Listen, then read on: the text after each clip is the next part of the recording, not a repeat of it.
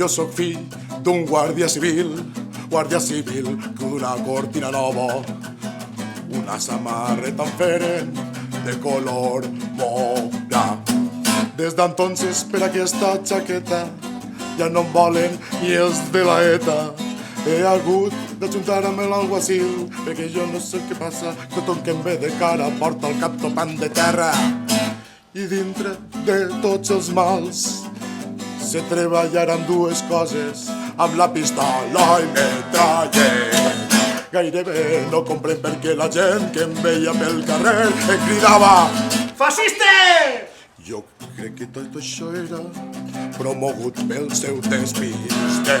Potser en les altres circumstàncies jo hagués canviat de jaqueta, però jo m'hi trobo molt bé amb ella perquè abriga l'estigma i perquè no se me passa perdre.